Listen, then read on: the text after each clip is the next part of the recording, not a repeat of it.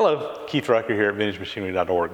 We're going to put together another odds and ends video this week. I've got a lot of stuff that seems to have come in over the last couple of weeks since we've shot an odds and ends, and it's just kind of piling up. So we're going to work through some stuff. This episode's mostly going to be viewer mail, gifts, things that have just come into the shop.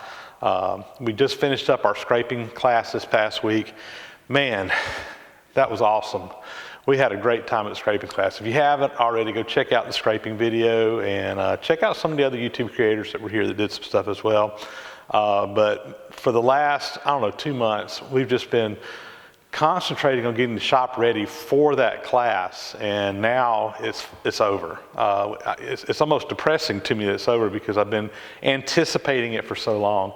But it is past us now, and we're kind of ready to move on to the next few things here in the shop, which is getting some machines running. But before I do that, we've got to do this. So let's get in here. We're going to zoom you in. Let's take a look at some of the items that have come in. We've got some really cool stuff. I think you guys will enjoy it. So stay tuned, and let's see some new things that have come in.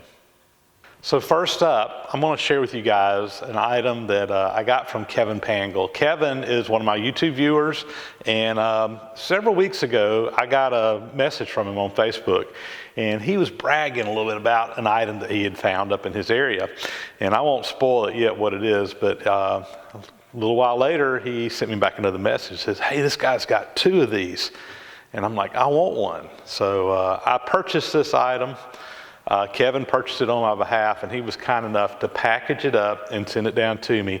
And what we're going to do is I'm going to show you the box. It actually came in right at the beginning of the scraping class. So I had some of the other YouTube guys here, and we kind of did a little unboxing on camera. So guys, I had a box come in the mail yesterday, and one of my YouTube viewers, Kevin Pangle, stumbled across. It's about 70 pounds. He come across a deal and he kind of let me in on it. So I got my buddies here.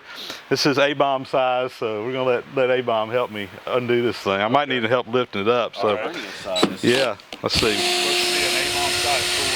An A-bomb size tool. Maybe I'll get some A-bomb envy over here. I'd like to comment, packing job is top notch.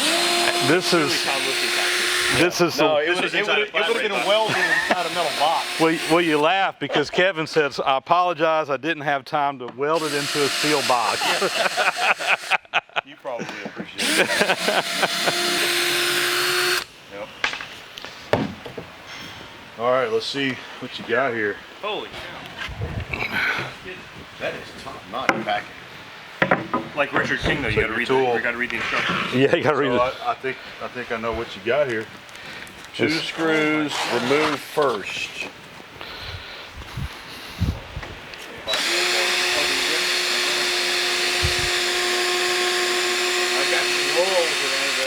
Let me get these down here.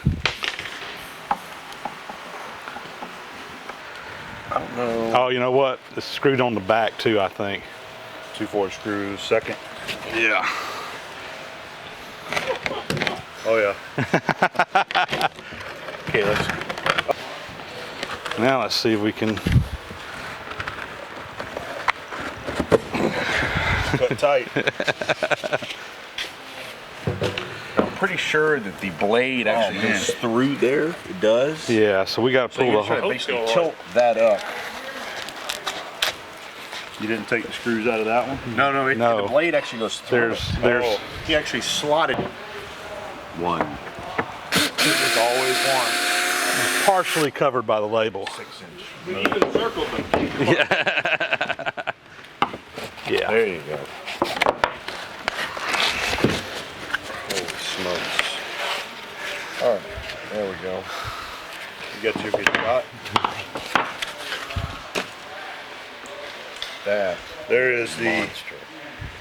There's the world's biggest machinist square right there, man. Look at that. How's she weigh? It weighs. There's a lot of gravity in this. The box was 70 pounds. 70 pounds. This is every bit of 40 or 50 pounds. Yeah. Yeah. Because that box doesn't weigh that much. That's a More and Wright, made in Sheffield, England. You recognize that? Oh yeah. No. They make good stuff. Yeah. It's like Starrett and Brown Oh and yeah, Sharp. yeah. This is high quality stuff. That's a Tom Lipton. Well, let's check how square the table is. Yeah. There you go, Keith. I think actually Cooling envy. you need to take it out the driveway and just check how square the building is. That is awesome, man. So here it is, guys. The big 36-inch More and Wright square. This thing is awesome. This thing is heavy. I mean, it's a small child could not pick this thing up. And this thing is huge. So on it says More and Wright, Sheffield, England, number 56, number 402 inspection. So anyway, this is a really, really nice square. It appears to be in great shape. It's really hard for me to know how square this actually is. I need to figure out a way to get that tested. But this is pretty cool. And to give you an idea of how massive this square is, let me share you this, or show you this. So sometime back, I got this, some of you guys, you may remember this. I got this Starrett 24-inch square. And everybody was talking about, man, that thing's huge. And it is. But compared to the More and Wright, this thing looks tiny. And then here's a typical Machinist square like we would use. This is actually a 6-inch Brown and Sharp sitting up against it. I don't think I've got a 12-inch square. It'd be kind of cool to have one of those to put in here and see kind of the progression going down. But you know, compared to a typical size Machinist square like we would probably all use, going up to this big 36-incher, you know, I should be set now. I have seen, I think it's Double Boost. If you watch his channel, I think it seems like he's got a 48-inch square, which, you know, okay, I'm jealous, but still, this is pretty cool. Putting this 24-incher up against the inside, you know, I can see just a teeny tiny amount of light in between these. So, which tells me that probably one of these is off by just a little bit, but we're talking, I mean, that's probably not even 1/1000th of an inch, but it's probably more than accurate enough for anything I'd be using it for, so really cool. So Kevin, thank you for sharing your opportunity with me. Thank you for taking great care in your packing and getting this down to me. This is awesome, and I know some of you guys will ask, the square, it cost $100. That's what the seller was asking for it. Kevin offered it to me at that price. Ironically, the shipping to get it here was almost as much as the square, but even with that, it's still worth it. And Kevin, thank you very much. I really appreciate it. So another cool item here. This actually comes from the scraping class, and one of the participants, Lance Balsey, who's down in Florida, was kind enough to give me one of these, and this is pretty cool. This is a lathe file, and if you're not familiar with a lathe file, if you look on here, the cross hatching on it is at a little bit steeper angle, and what this is made for is it's actually made for using on the lathe. And if you think about it, with the part turning and the lathe coming in, it's just got the geometry set with the angles on here. And this is something I don't have. This is actually, I got quite a collection of files. In fact, I'm probably a file hoarder, but I didn't have a lathe file. So anyway, Lance had purchased some of these, I think in a lot of, at an auction or something like that, and he was kind enough to give a couple of us one of these. It says on here, Sandvik 14-inch lathe file, and on the tang here it says Oberg, Sweden. And it looks to be brand spanking new. So anyway, I'm real excited to have this in the arsenal. I do use a file on the lathe from time to time, and I have never really been using the correct file, but now I have, thanks to Lance, a true lathe file that we can use. So thank you, Lance. It was awesome having you here for the scraping class. Really enjoyed getting to go down to your place a while back as well, and seeing your shop and seeing some of your toys. So thanks a lot, Lance. I appreciate it. So another one here from the scraping class, and this one comes from Tom Utley, And Tom is another guy I've known now for a while. Had a chance to meet him a couple of years ago. He rode up to Iron Fest with me. In fact, if you remember the South Bend lathe that we took in to have ground at Iron Fest about 1.5 years ago up at Kinetic, Cash Master's place up in Milwaukee, that was Tom's lathe. Anyway, Tom came to the scraping class, and he brought a couple things for the had a little swap meet here. Some people brought some stuff to sell and trade, and I ended up getting this really nice, this is a Jacobs 18 in chuck, and it looks like it's in really, really nice shape. Came with the chuck key. Of course, I'll have to put whatever size arbor I need in here. You know, I have to figure out what I want to do with this one. I've actually got one other 18N. It's out at the museum. I think it's got a number 4 shank on it to use on the Big Lodge and Shipley. I may put a number 3 Morse taper in here because that's the size for my LeBlond, and I have one that I can use over on the LeBlond. We'll see. But anyway, $20. Tom sold that to me. I thought that was a really good deal, and I appreciate the opportunity to pick that up, Tom. So up next, I've got some items that were sent down to me from Jay Kenner. Jay lives over in, where is it, Austin, Texas. Yeah, and anyway, Jay, actually I think I got this back right around Christmas time, but he had sent me an email, had a couple things. First off, there's a little block of Babbitt here. Don't know exactly what grade that is. It looks like a lead-based Babbitt to me, but it's definitely something that we can use. I need to do some research and see if I can find out exactly what this is, or what grade it is and all that. But anyway, with all my Babbitt machines, I'm sure I can use it, so I will put this in my Babbitt collection. And I really do kind of have a collection of parts of Babbitt. Also, he sent along some quick connectors, air connectors here. He had some, I don't know, he told me he had a bunch of spares sitting around, so hey, you can't have enough of these. They're always have one going bad or get a new tool, need to put a new hose, need to put a end on, so these are both the male and female parts. Look to be practically brand new.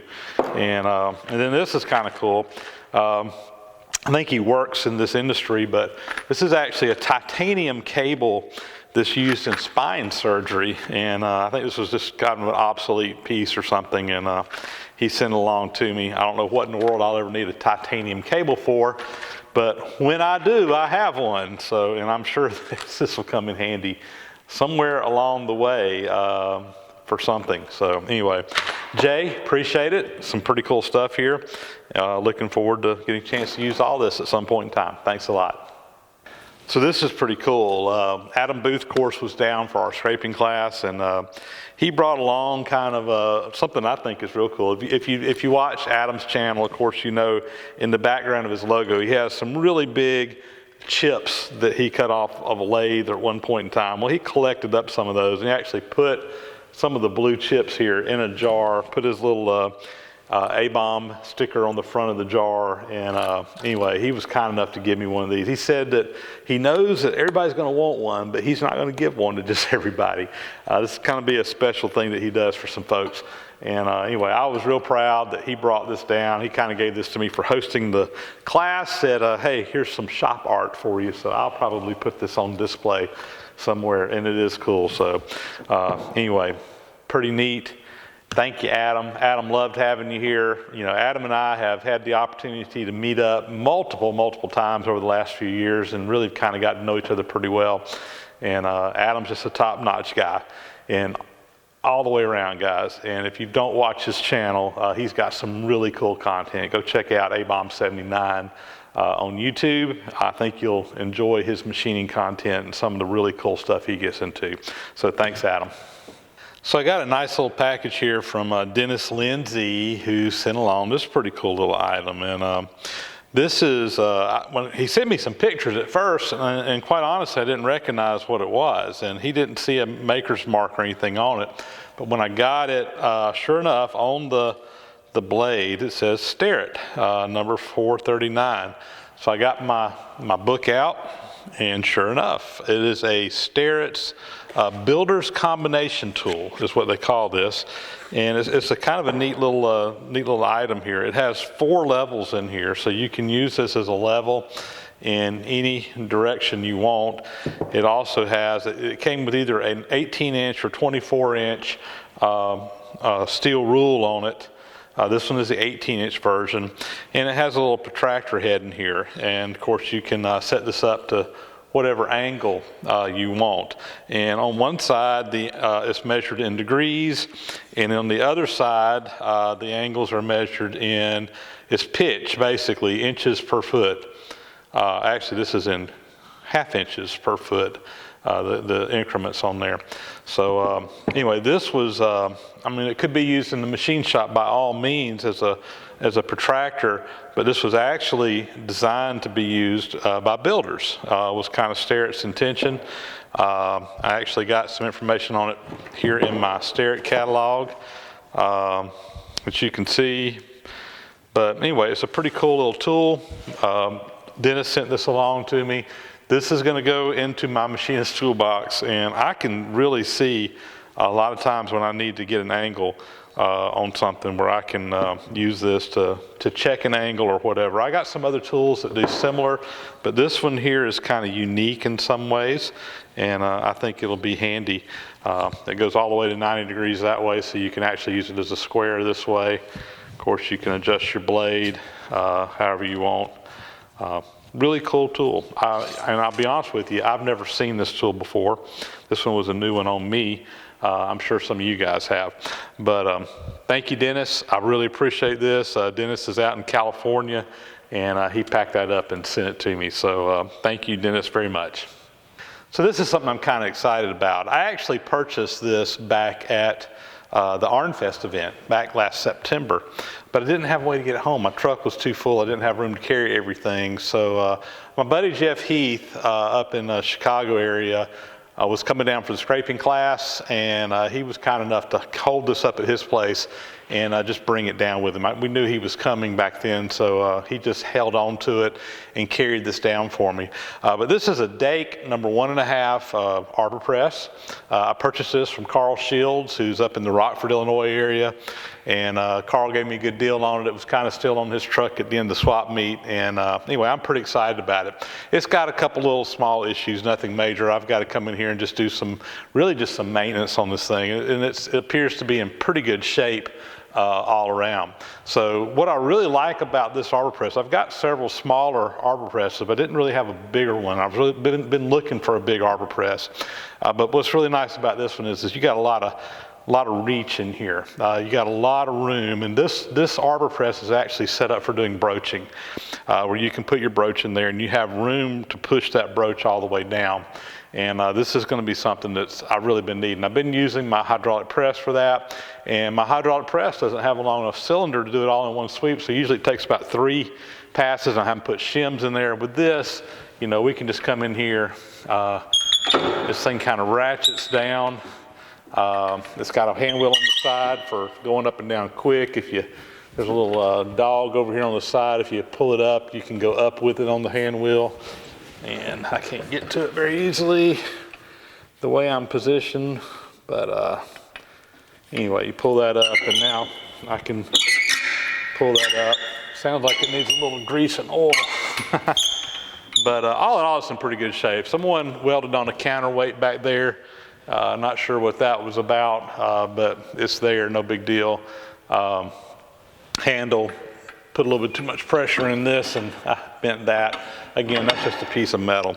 Has a little daisy wheel down here, although the pin's missing. I'll have to kind of do a little bit of work on that, but this thing should clean up really nice.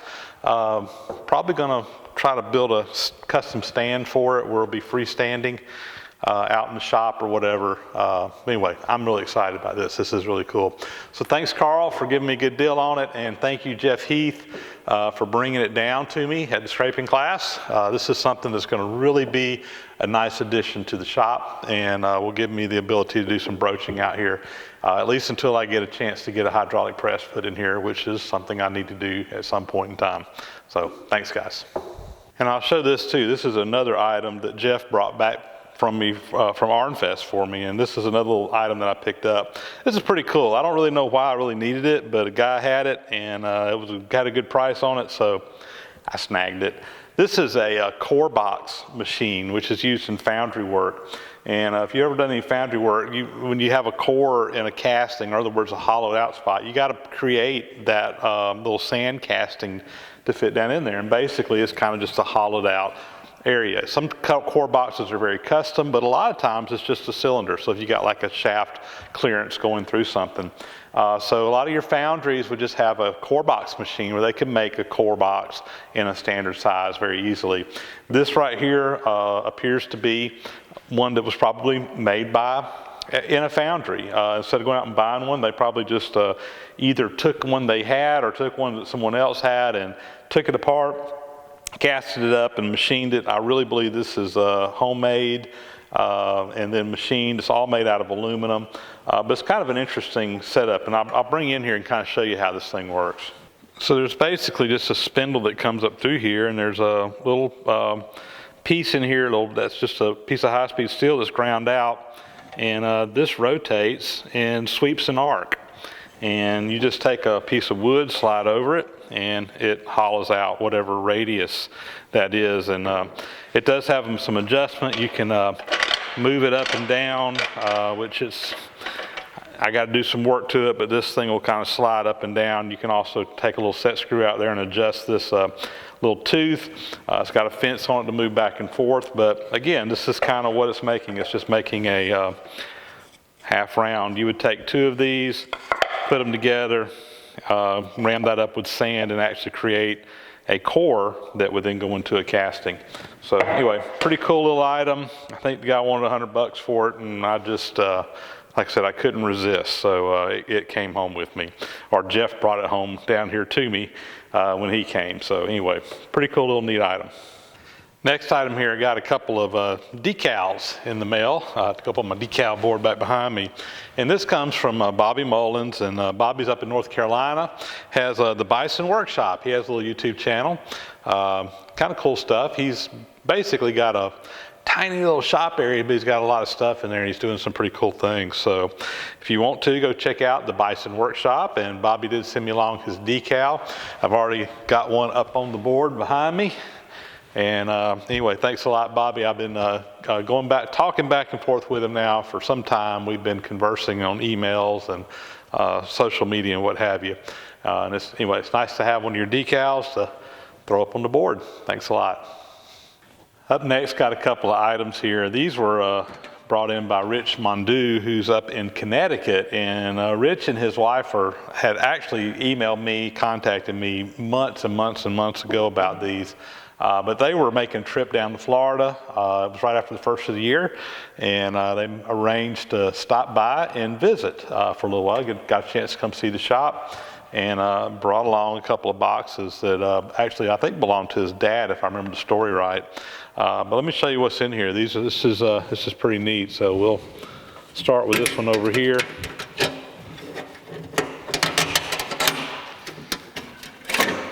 Open it up, and I have a really nice quarter cable Speedmatic 88C saw. People call this a skill saw. This one's actually, Skill's a brand name, but still really nice. This is all cast aluminum, polished cast aluminum. You just can't buy quality like this anymore, guys. I haven't plugged these in to try them out yet, but I'm kind of anxious to. This looks a heck of a lot better than my yellow plastic DeWalt saw that I have now, and this is pretty cool. Even the blade looks like it's pretty good. Looks like it's got a carbide blade in there. Not even Porter cable on the blade. But anyway, very nice. It's in great shape. Appears to be in great shape. And even still is in the original case. Has the original wrench down there for adjustments. I think it goes the other way. Here we go. So pretty neat. And then in the other box over here, another neat tool. So this one is made by Maul Tool, and Maul kind of made some pretty neat tools as well. They made a lot of combination tools and things that you could kind of do different things to. But this one is really cool because it's basically like a little powered joiner or powered planer. So it's got a little spiral blade in here that spins, and you got a couple of fences. So if you ever need to power joint or power plane something on a piece where you can't take it to a machine, you can take this to it. This is a really handy tool. This is something I do not have anything like it. There's another attachment in here. I'm not even quite sure what that does. I'm gonna have to do some research on it. But it obviously came with it because there's a place inside the box for it. Even has a little bag of hardware that has never even been opened in here. In a cloth bag. It says Mall Tools on it. So anyway, very neat. I'm actually real excited about both of these pieces. Let's see, that goes that way. See, there's another, looks like a cutter head that you can put in there. I'm not quite sure. Again, I'm gonna have to do some research on this, but pretty cool stuff, and stuff that I can definitely use over on my woodshop side once things, I get that set up and going. So anyway, Rich, thank you. It was awesome meeting you and your wife, and I hope y'all have a great trip down in Florida. And if you ever come back through the area, look me up. Thanks a lot. So another neat little story here. Yesterday afternoon, I was actually been walked down the shop. It was after work. It was probably, I don't know, 5:30, 5 o'clock, something like that. I'd come down the shop real quick. I was actually walking back up to the house, and I saw a truck pull down the driveway. I'm like, I don't know who that is. And I noticed they had some type of machine on the back of it, and a bunch of stuff piled up in it. And I'm like, this looks interesting. So walked out there and introduced myself to the person. They introduced themselves to me. Turned out one of my viewers, he'd done some detective work, figured out where I lived at. And he had gone down to Florida. He had been to an auction down there and had bought a whole truckload of stuff that he was taking back home. He's from Kentucky. Doug Lodge is the individual's name. And but one of the things he bought was a couple of hundred of these welding clamps at this auction. And he said, Keith needs a few of these clamps. So I'm going to see if I can catch him as he's coming through Tifton. So anyway, he tracked me down and pulled up out here at the house and actually caught me here at the house. And like I said, there were literally 2 boxes with over 100 of these types of clamps in them. And he pulled some out and gave me to him. So I got 3 of these smaller ones. I got 2 of the little bit bigger ones here, and this one here is kind of cool. It looks, I believe that what this is you have a hole in your welding table and you put that down in there, and this can actually just clamp down. So when you tighten this up, it kind of springs that and holds it in the hole, and you can clamp something down straight down on the table. So anyway, he gave me a nice little selection of welding clamps. I've said before, I don't even have a welder yet.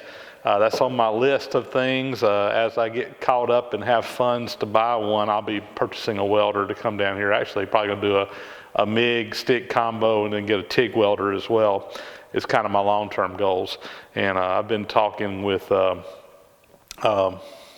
Jim Bollinger down in Florida, who is also a YouTube channel guy, Do Right Fabrication, and we've been talking about some welding units, and maybe even got a little deal or 2 worked out on something down the road, I'm hoping. So anyway, these will come in real handy. We've got a couple of these out at the museum, and these are some of my favorite clamps for doing welding work, and I actually have been kind of keeping an eye out for some if I ever see any, at a flea market or swap meet or something, but this is really cool. So Doug, it was awesome to get to meet you. He too got a chance to kind of come in and tour the shop and look around, and he didn't have a lot of time to stay. He was on his way traveling, so he had to get back on the road. But it was really great to meet you, Doug, and thank you so much. This is really nice. Thank you for thinking of me and just tracking me down and going the extra effort to find me to get these to me. I really do appreciate it. And anyway, these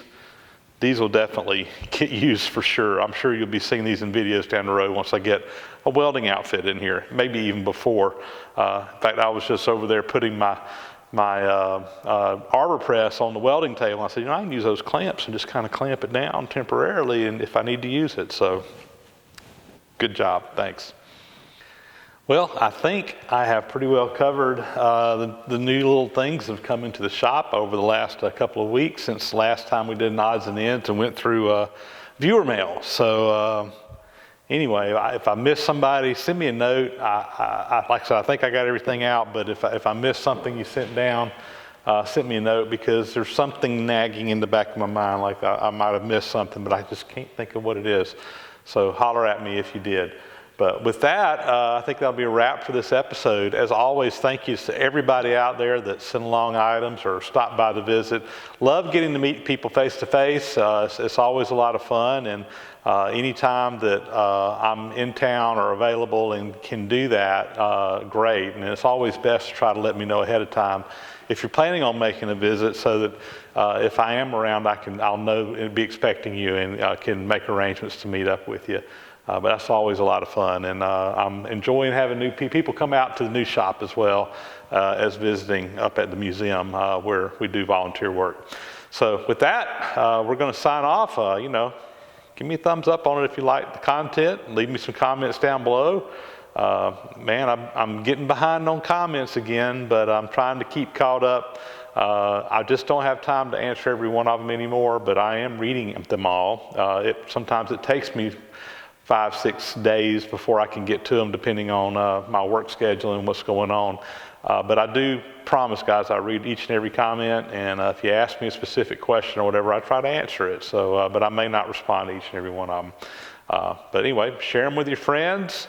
Let folks know about the channel. We keep on growing. We're up to, about 85,000 subscribers now, and just keep seeing that number tick up, which is really awesome.